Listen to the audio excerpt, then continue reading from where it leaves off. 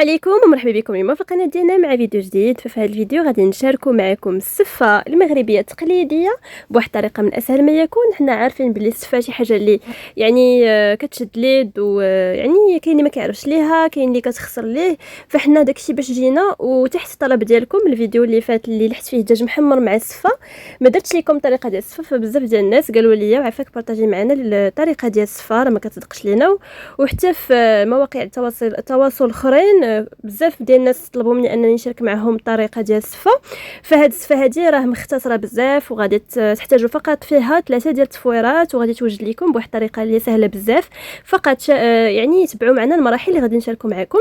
بالنسبه للمقادير، هنا عندنا كيلو ديال السفه العاديه، يعني ديال العبار العاديه، ماشي ديال الباكيه ولا شي ماركه بحال هكا. حنا شاركنا معكم العاديه، مع واحد الكويس ديال الزيت، كاس ديال اتاي بحال هكاك، ما يعادل نص كاس عنبه ديال الزيت.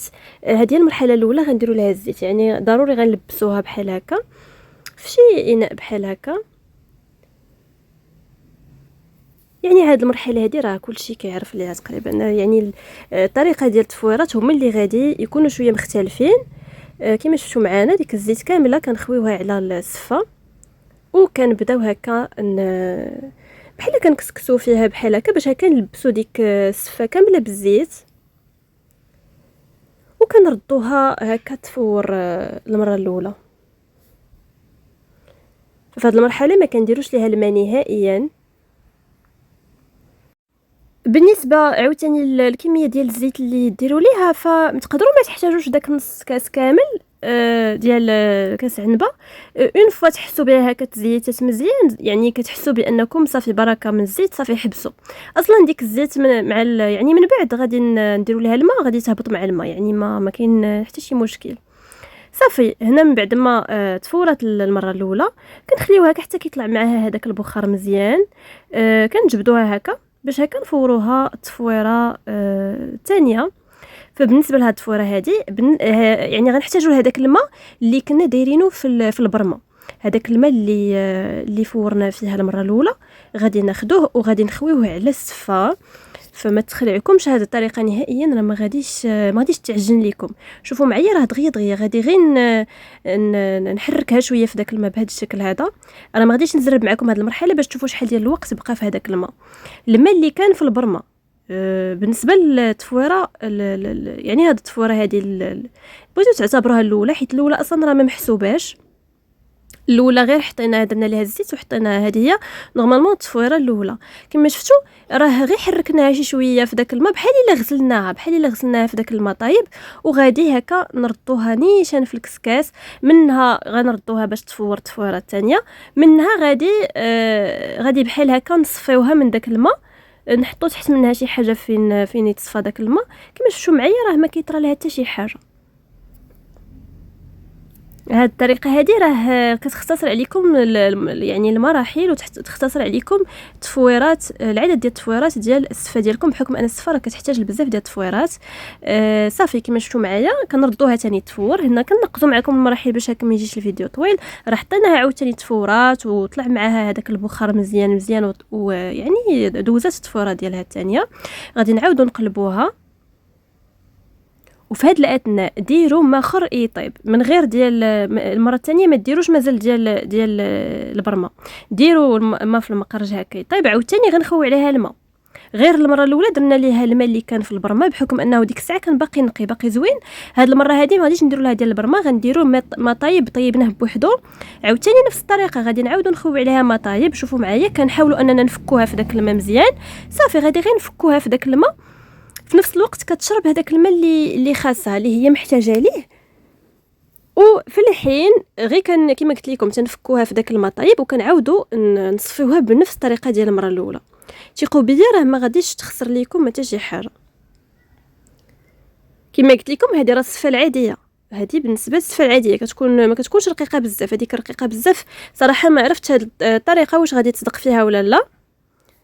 لكن انا هنا شاركت معكم السفه اللي كيستخدمها الاغلبيه ديال الناس اللي كتباع عند الحانوت العاديه. كما شفتي عاوتاني صفيناها من داك الماء وغطيناها، وغنديوها ثاني تفويره الثالثه. صافي وكنعاودو نردوها خليناها تفورات على خاطرها.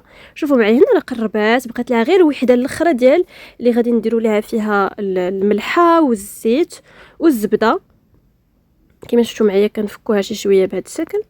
فهاد المره هادي يعني في التفويره الثالثه غادي نخويو ليها الماء عادي ديال الروبيني، يعني ما يكونش سخون هاد المره، تقريبا واحد كاس عنبه ديال الماء.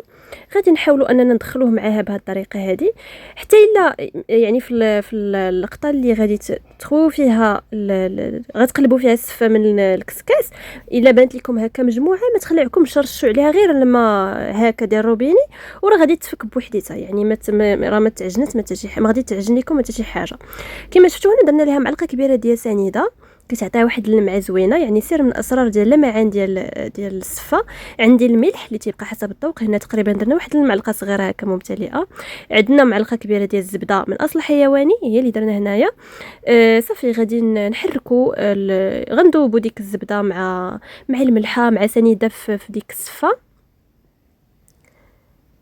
كما شفتوا هنايا كنعاودوا نرشوا ليها، يعني كنرشوا ليها الماء عادي كما قلت لكم الماء العادي.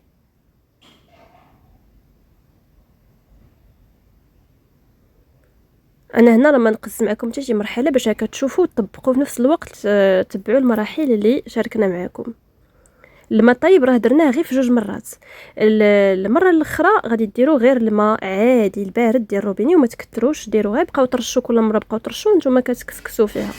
صافي دابا غادي نردوها المره الاخرى باش هكا. هنا ديجا راه تقريبا راه طابت، غادي نردوها هكا باش تزيد هكا باش يعني تجي احسن، تجي زوينه بزاف.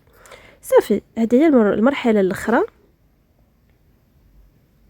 وديك الساعه نتوما الا بان لكم راسكم راه باقا محتاجه تفويره اخرى زيدوها تفويره اخرى. حنا هنا درنا غير 3، غير نتوما الا جاب الله هكا مثلا النوع ديال السفه ديالكم بانت لكم بلي باقي خاصها هكا تفويره اخرى زيدوها تفويره اخرى، ما كاين حتى شي اشكال. صافي هذه هي التفويره الاخرى ديالنا، فورناها ودابا غادي نردوها عاوتاني. صافي دابا طابت، غادي نخليوها شويه هكا، نحاولوا نبردوها شي شويه باش هكا نقدموها. شوفوا معايا راه ما كتلصق ما حتى شي حاجه. شاركنا معكم الطريقه وديجا شاركنا معكم هاد الطريقه بزاف ديال، يعني فيما كنديروا معكم الصفه سواء فاش درنا معكم الصفه المدفونه. شحال من خطره بارطاجينا معكم الصفه راه كنطيبوها بنفس الطريقه. تقدروا ترجعوا تشوفوا الفيديوهات الاخرين، وكذلك غنخلي لكم الصفه المدفونه في صندوق الوصف اللي كنا شاركنا معكم فيها الطريقه. صافي دابا غادي ندوزو التقديم. كما شفتوا غنقدموها هكا في الطبسي ديال الطاووس المغربي، يعني اللي كان هكا ديما كنقدموا فيه الاطباق المغربيه التقليديه ديالنا. بالنسبه للتقديم تيبقى اختياري. هنايا غادي نقدموا معكم الصفه بالطريقه المغربيه التقليديه العاديه اللي متعودين عليها كاملين، واللي كتبقى هي الاصل. وعندها واحد المنظر اولا واحد البريستيج زوين بزاف. يعني دوك الاشكال الاخرين اللي هكا غير هذاك كيبقى غير اجتهاد يعني ديال التزيين، لكن راه الاصليه حتى هي زوينه، يعني عندها واحد الهيبه زوينه بزاف. فبما ان حنايا هنايا دابا بغينا نشاركوا معكم الصفه العاديه بالطريقه العاديه، غادي حتى التزيين غادي نزينو بالطريقه التقليديه. كما شفتوا هنا غادي نزينو باللوز هكا مهرمش، بالقرفه وبالسكر كلاصي. غادي ناخذ اللوز مهرمش غادي ندورو على الصفه.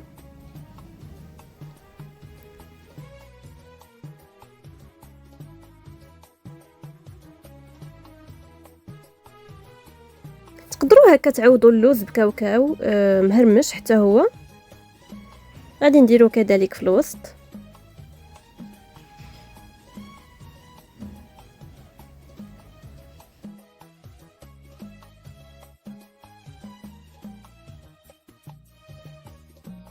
غادي ناخدو دابا القرفه نديرو هكا خيوطه هكا في الجناب ديال الصفه.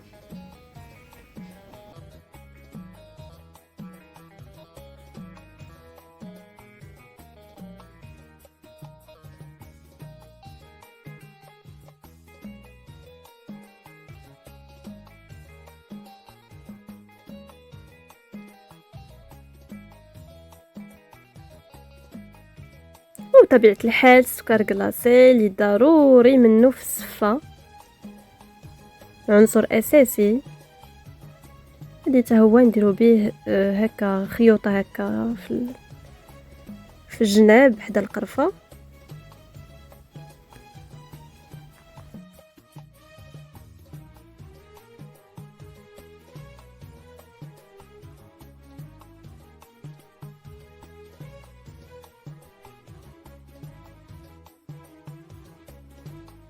صافي وكيكون هذا هو الشكل النهائي اللي كيجي رائع وكيجي شي حاجه اللي راقيه وشي حاجه اللي زوينه بزاف وكتفكرنا بزاف ديال الذكريات ديال يعني ديال فاش كنا صغار. يعني ديما هذا هو الشكل التقليدي الاصلي ديال الصفه.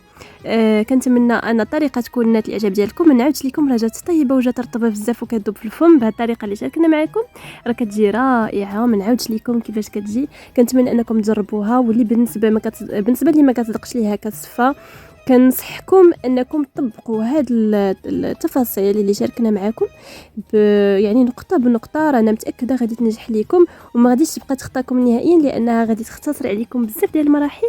وكنتمنى ان هذا الفيديو ديال اليوم تكون نالت الاعجاب ديالكم وتكونوا استفدتوا معنا. ما تنساوش تبارطاجيو مع الاحباب ديالكم والعائلات ديالكم باش هكا تفيدوهم، وما تبخلوش علينا بلي لايك ديالكم باش هكا تشجعونا، وخليو لينا الاراء ديالكم في لي كومونتير. كذلك اللي باقي ما اشتركش في القناه يشترك باش هكا يوصلكم كاع الجديد ديالنا، ونتلاقاو ان شاء الله مع فيديو جديد.